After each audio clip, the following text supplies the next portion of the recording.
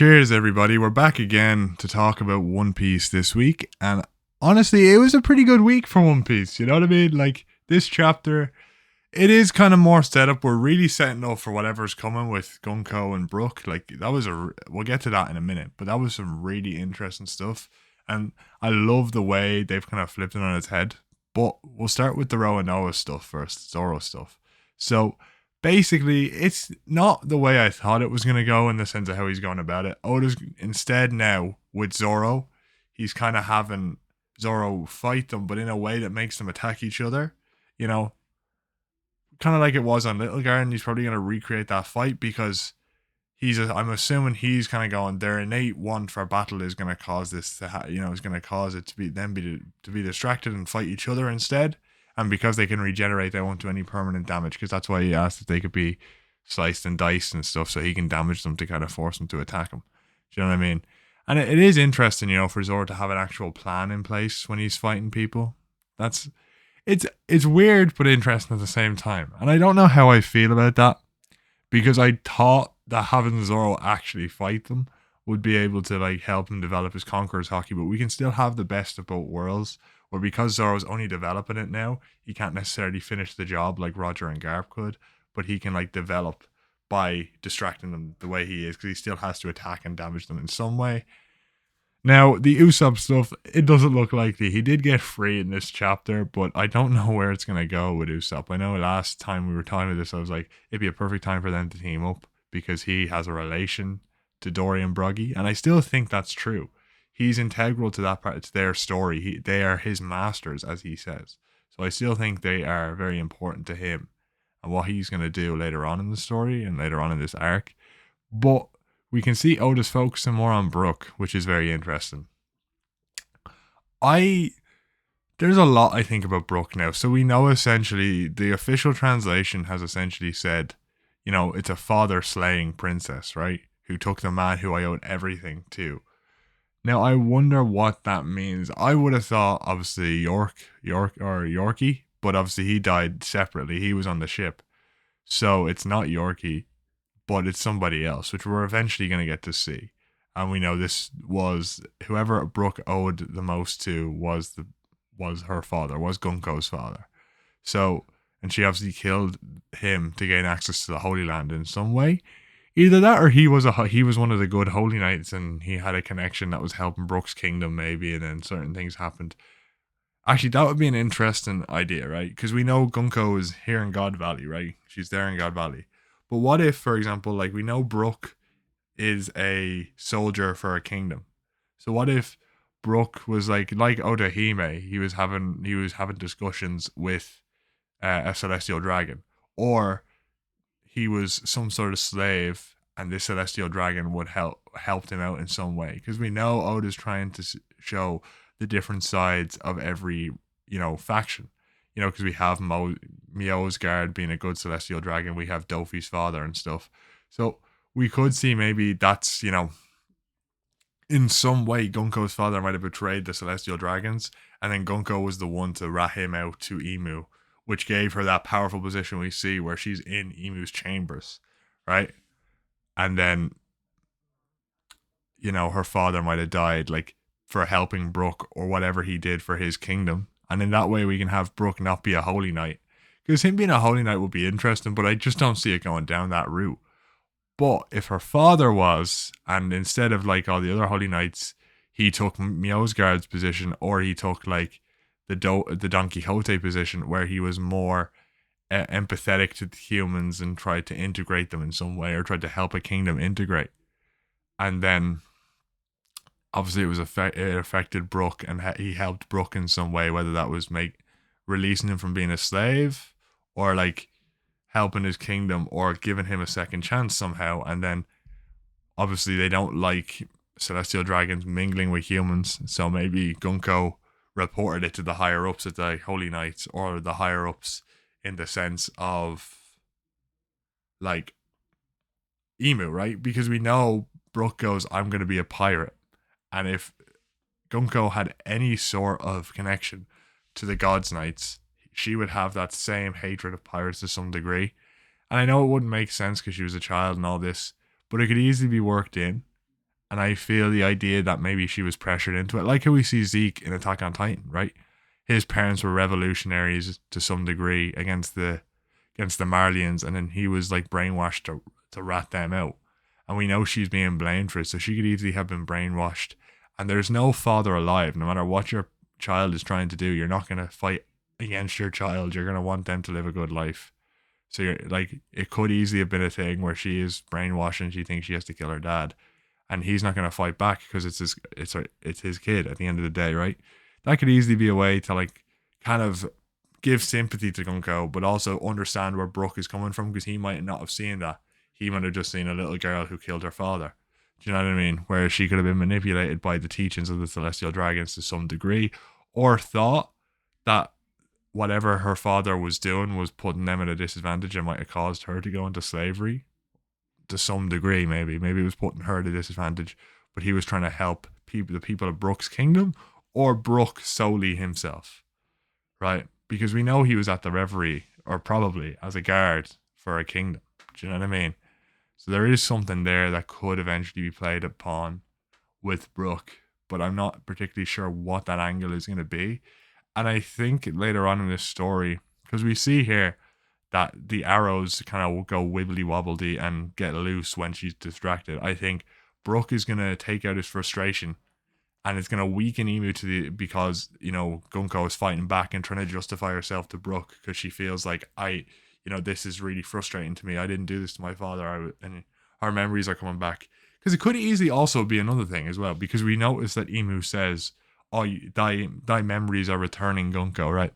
So the way that could be framed is that maybe to do what they needed to do. Like, let's say Gunko's father was doing something that was against the code of the Celestial Dragons, or even if Gunko wasn't a Celestial Dragon at birth, even if her father was some sort of like emissary to the world government, I mean, they needed him gone, and they knew he had a soft spot for his daughter, and somehow she had a symbol or something that Emu could attach himself to, and he turned her into a holy knight that way. Because Gunko has to be involved to some level, because we know when Rox is around, right? Emu and Gunko are like this. They're like neck and neck together. You know, she's in the room of flowers with him, so she is very close to him. So easily, what could have happened is whatever her father was doing, whether it was helping Brooke, being a celestial dragon who like did what Mjosgard did, but was like benefiting the humans, which is not allowed. You know what I mean? Or maybe he tried to make Brooke into a celestial dragon to give him a better life somehow, and it went sideways. Or maybe because he had befriended someone who wanted to be a pirate. Do you know what I mean? It could have been a whole different selection of things. But what happened because of this was that Emu wanted to get rid of him, and he thought the best way would be to take control of Gunko for some reason. And Gunko was able to do it because, as I said, if he's any decent father, he's not going to fight against his own child, especially if she's very young at the time of Emu taking control. You know, she's like a teenager or even younger than that, because we see Brooke knows her when she's very young, and he still knows her to have killed him. So she has to still be very young. She can't be any older than like 10 or 12. Maybe a bit older, maybe, because she's 16. It looks like she's around 16 now, right? But she could have easily had like the shallow contract so Emu could take control of her, but not fully give her the immortality. So she still grew a couple of years before getting that immortality contract. Do you know what I mean? So it could work out timeline wise still, but Emu was temporarily able to control her thoughts. Maybe not completely control her, but control to a degree her mindset, and then make her kill her father. And Brooke witnessed this or heard about this, and that's when he left and became a pirate. Do you know what I mean? And he wanted to live on and support the legacy, support the legacy of the person he owed his life to some degree. I could definitely see that happening. And I do think Brooke is going to be somewhat responsible, whether it's the pirate comment we get a flashback to previous or something, because it's going to have to be a thing where Brooke kind of comes to terms with the fact that Gunko isn't responsible of her own free will, and he has to like try and protect her, because it's not going to end in Brooke wanting to kill Gunko. I don't think. I think Gunko is going to be what we're trying to rescue, or Brooke is trying to rescue this arc in the long term, as he finds out more through fighting Emu, because we know he has a connection to the soul to some degree. But that's enough about Brook, because I think realistically we kind of know where this is going, and his ability can weaken Gunko's ability, which means the kids are going to be safe because Gunko will get her memories back, be distracted, get damaged, and her ability might become undone. Or Brook's ability to detain to the soul might mess with the connection between Emu and Gunko, which will lead her to deactivating her abilities. But I do like how Oda has kind of set this up with Brook for a very long time, is soul manipulation, right? But he's also been such a badass character in the long run. Like, he's the first guy to go up against the Yonko. He went up against Big Mom. He's going up against Emu for the whole crew. Like, that's fantastic. That's a good record for Brook. Do you know what I mean? And what's a really interesting idea is, do you remember in Whole Cake when Brook kind of lost his mind when Pedro died? Imagine that at the end of it all, when the Celestial Dragon or whoever, Gunko's father, knew he was going to die to some degree, he wanted, when he knew, whatever reason he knew he was going to die, and then he decided, you know what, I'm gonna let you live your dream. I'm gonna die to let you live your dream, like Pedro did for Luffy. What if Gunko's father did that for Brook, so Brook could come out and be a Rumbar pirate? Do you know what I mean? Imagine that. That would be an incredibly interesting take, and give a lot more depth to Brook and Whole Cake Island. Imagine that sort of thing. You know, I think that's a great idea. I actually think that might be it. There has to be some similarities to however Gunko's father went out and to how Pedro went out, because Brook took that really hard when he found out about it. Do you not remember? He was in bits. Like, he was going crazy. So I'm very interested to see how that goes, and how Whole Cake Island could be brought into it in terms of an emotional state for Brook. But then going back to the kids and Summers, right? Obviously Devil Fruit abilities are weak in the water, and they've now destroyed the ship, right? The giant generals, which I think is really cool. We're showing off the strength of the warrior nation of Elbaf, because we're showing off, as I said in the last time, they're showing the perfect mix of Harold's ideals of peace and the warrior ideals of, being a warrior, right? And the way they're managing this with this current generation, who are trying to do both, with Ripley, Rhea Ripley, just Ripley. Is she like not an archaeologist, but she's a teacher, right? But she's also a warrior, And this current generation are kind of getting rid of the warrior part, but the generation before them are mixing more accurately, so they still have that warrior feel to them, but they are also, getting proper jobs and becoming proper, peace-loving individuals rather than warriors. They're kind of the perfect mix of what Harold is trying to create, and we're seeing that as they're protecting their children, as they just want them to know peace and not know the warrior path. But they need, because of Emu, they have to know some sort of warrior path to protect Elbaf and protect the ideals of peace that Emu would take away. And now that they know that, it's kind of coming back into force. But I'd say the balance is going to be a lot more worked on throughout the history of Elbaf. You know what I mean? But the interesting part of this is we're showing the power of the giants, and they destroy the ship and they damage Nika. And obviously the whole idea of Nika being like the god of destruction might be an interesting take, because could Elbaf, as the nation itself, could the tree be destroyed? Because we've seen a lot of that, like the lightning strikes that Nika does, this nightmare Nika does, and could it be hinting at the idea that Luffy will somehow take down something to do with Elbaf, something major to Elbaf? Do you know what I mean? And I honestly, I think it might be the tree. Like, if you think of everything in like Ragnarok and different things like that, different Norse mythology, the tree always goes down before disaster. And what if, in order to somehow protect Elbaf, Luffy has to do that? Destroy something important to Elbaf in order to protect them in some degree, whatever way that is. So he embodies that god of freedom, but god of destruction as well. Because I feel like Oda's talking about the destruction angle a lot in this arc and this chapter. So I'm very curious to see how that goes. And obviously the boat being destroyed could be a good or a bad thing, because now the kids are going to go right off the edge and die. So there's no boat to land on. So it could up the stakes more than it reduces them, which would be an interesting way to go about it, But I think overall there's not much in terms of that we can take away, because we know now the ship is gone, so Summers can't get them away to the Holy Land. We also know Brooke is probably going to be a key factor in defeating Emu, or at least deactivating this ability to save the kids. I don't think Emu's going to be defeated, to be honest.